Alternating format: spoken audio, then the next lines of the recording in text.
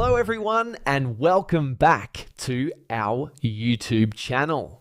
In this video, I'm going to show you how to fix Roblox error 703. First, we'll start with something very simple yet powerful. So over the time, apps store temporary files to load faster, but sometimes those files get corrupted and the app starts acting weird. To resolve this issue, we will first head over to our device settings. From here, scroll down and tap on General. Once you're in the General Settings tab, look for iPhone Storage option and tap on it. Over here, you can either search for the app or you can scroll down and look for it. Then tap on the app. On the next screen, you need to tap on the Offload app option. A confirmation pop-up will come up. Now tap on the Offload app option here. It'll take a bit for processing, and then a reinstall button will show up. Simply tap on it to reinstall the app.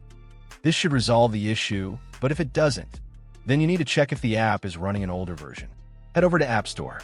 From here, double tap on this search icon in the bottom right corner, and then search for the app.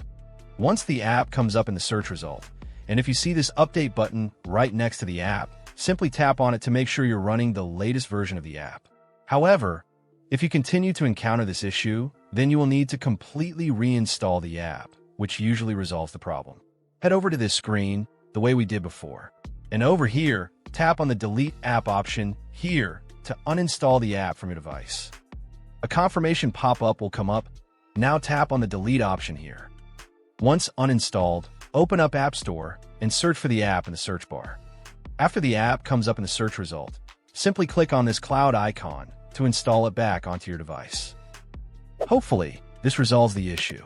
If it does, consider sending a super thanks to support our channel. And also don't forget to hit the subscribe button. We'll see you in the next video.